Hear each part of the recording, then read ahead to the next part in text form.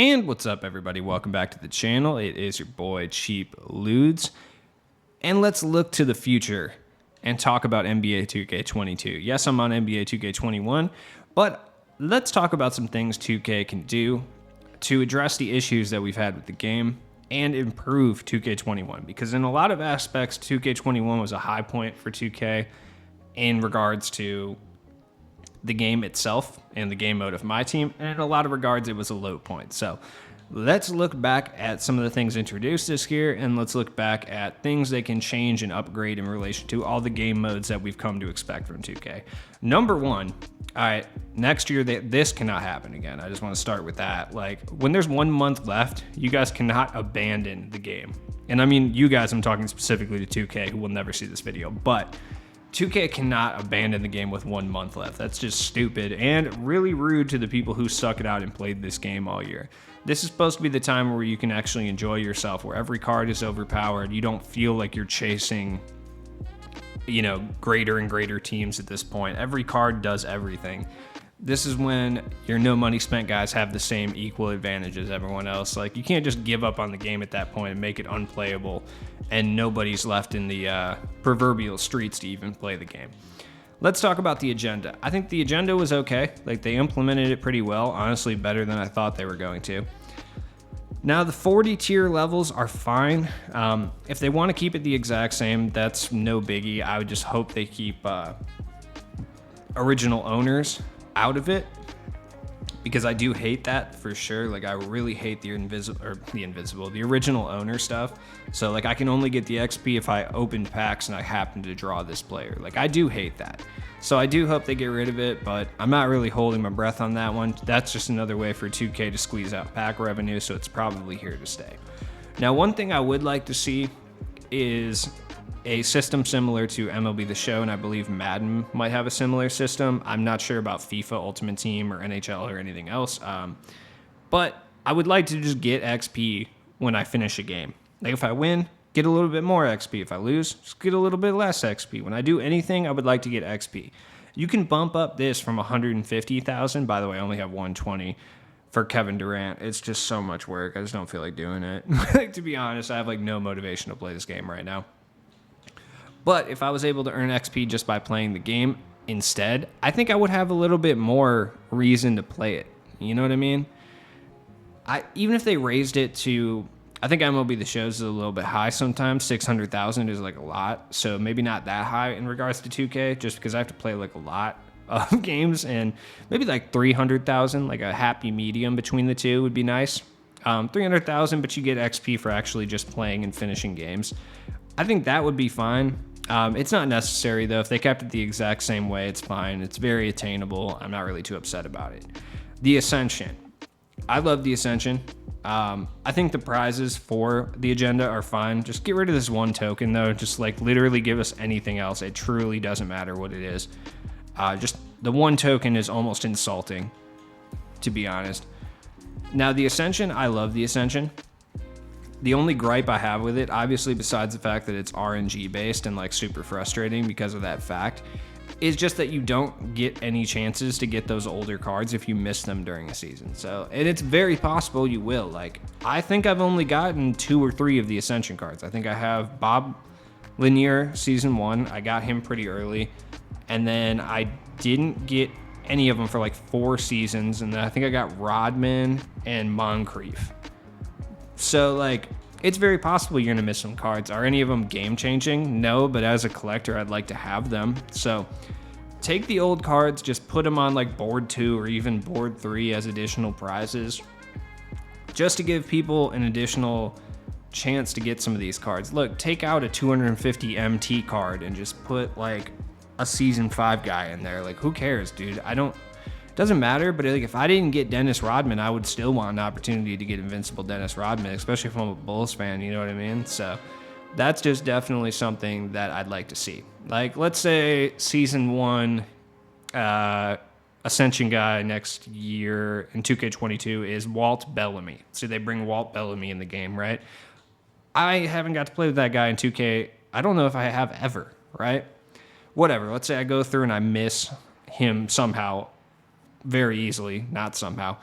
on every single Ascension in Season 1. And then Season 2 comes around and they got like, I don't know, like George Gervin up there or something. But I still want Walt Bell to me. I should have another opportunity to get that card.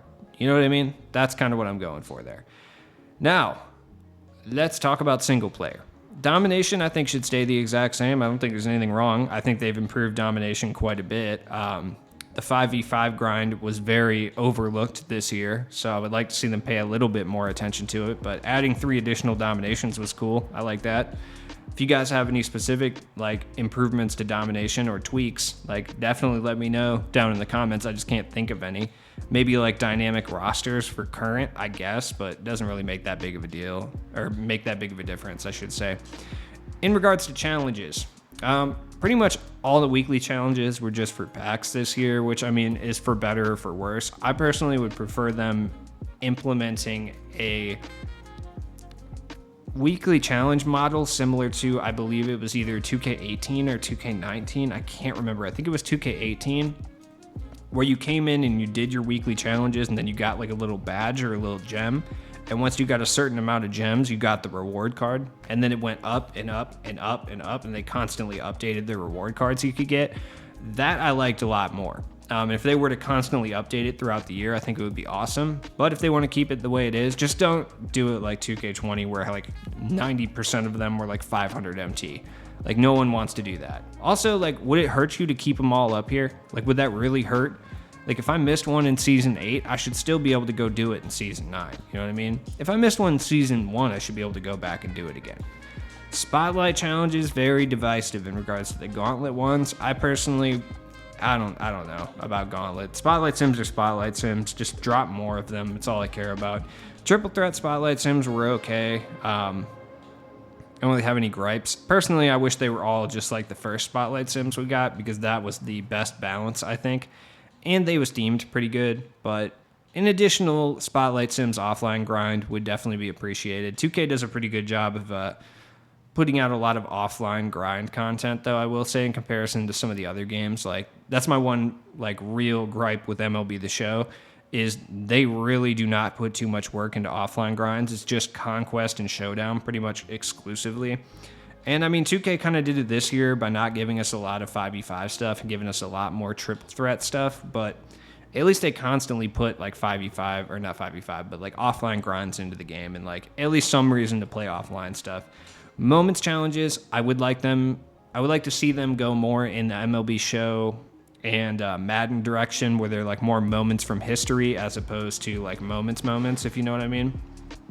Because like this one, for instance, defeat the 2021 NBA champions to earn your prize, right? It would be a lot cooler if it was a pre-generated squad that you were using, similar to how it works in those games, so you don't have to actually own any of the cards, right? And then you just had a pre-generated like random Giannis, like a free agent Giannis card or whatever, that you could only use for this challenge, and you just had to drop 50 points with them in the closeout win or something. Like, that would be cool. Or you had to recreate like a final shot with like an unlikely 3-point shooter, like recreating one of Robert Horry's like interesting shots where he has kind of a lower 3-point rating or something. That would be cool. I could also see it being disastrous, but I think it would be like more fun. Because the MLB The Show ones specifically, and the Madden ones, they can get pretty challenging, but they're really quick to replay. And I think that's a lot of the reason why I don't care that they're challenging, because I'll just replay it 10 times until I get it. Like, it's fun for me. So I think 2K could do something similar. I mean, signature challenges, same things with the moments ones. They're just more historical. Moments are NBA season ones, similar to like Tops Now moments, and then the signature ones would be like more historic daily moments or whatever. Triple Threat, don't really think there was anything specifically wrong with Triple Threat Online. Yes, I personally would like to see Blacktop come back. I'm an old head, deal with it.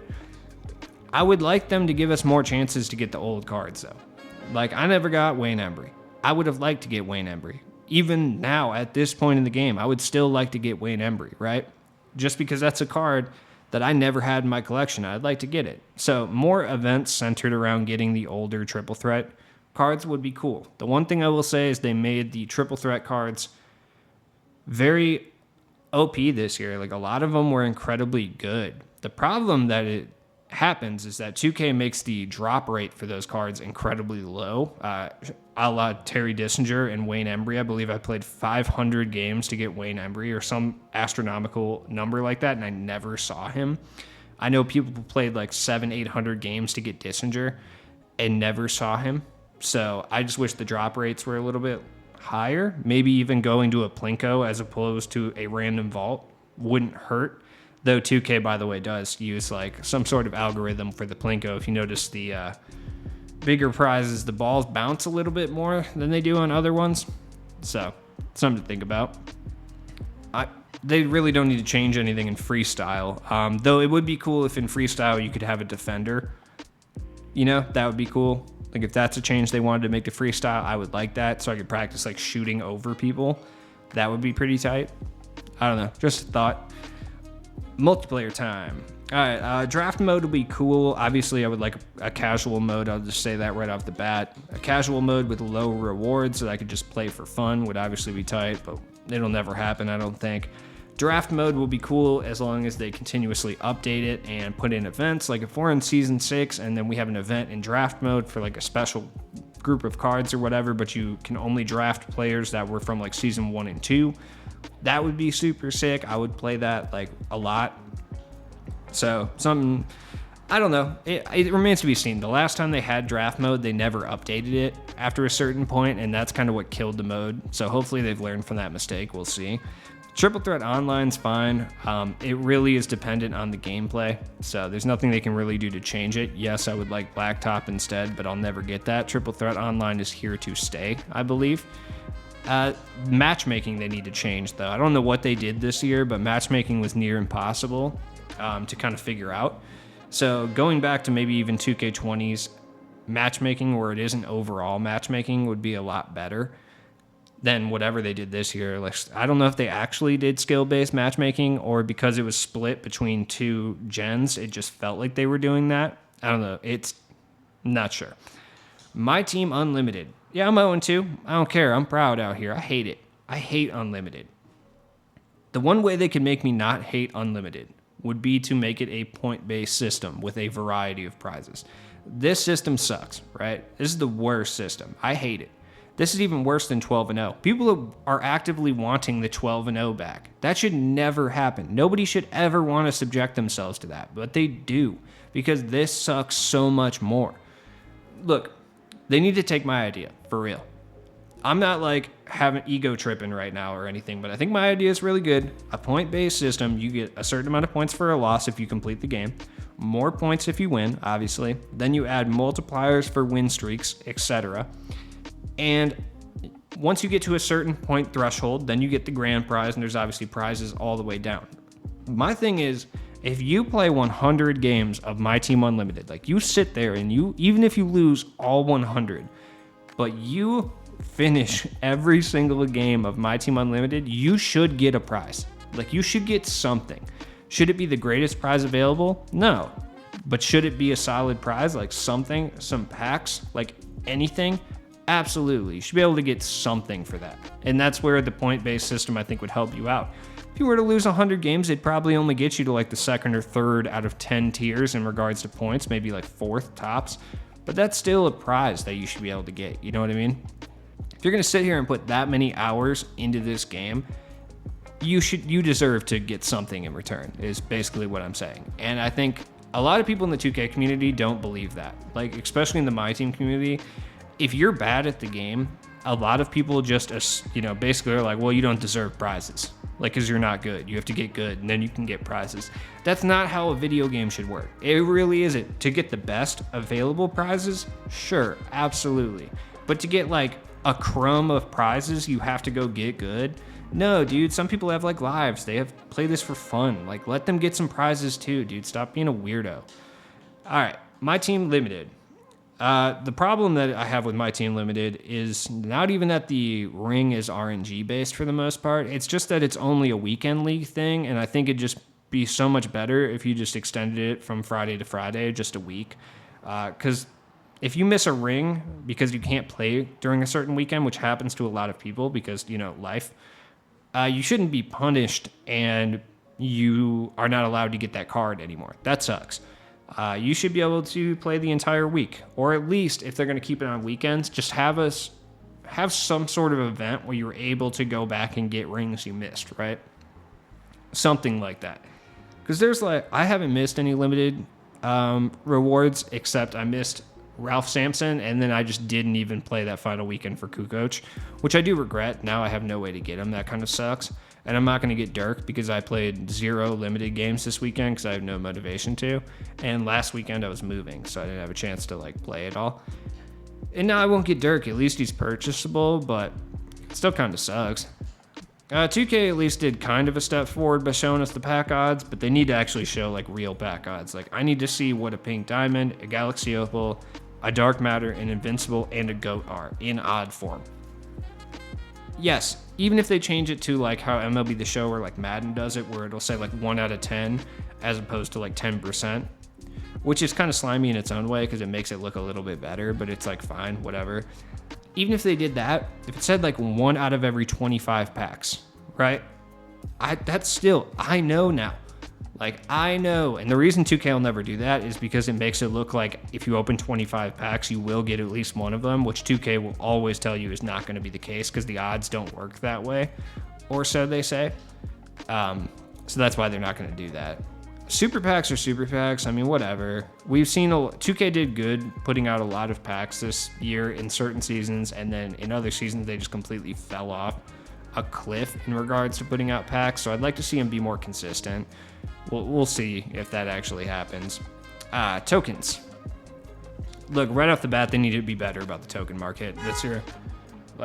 Okay, yeah, just honk on my driveway. That's cool. So they need to be better in the token market this year for sure. The token market this year was so bad, dude. The last token market update we got, or not even token market, but just token player we got was Gail Goodrich. If you're putting together an under 6'5" white guy team, I guess that's cool.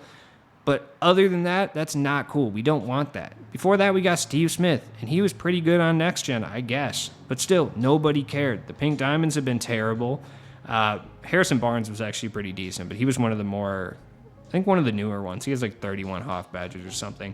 The Diamond ones have been bad. The start of the year ones were fine. There's some good cards in the Emerald, good cards in the Sapphire, good cards in Ruby, whatever. Amethyst were pretty decent too. They need to not abandon the token market too. We need to have actual packs in here. I know they want to stop MT farming sites and stuff, and that's how they get their revenue a lot. But still, man, it sucks, and we all know it sucks.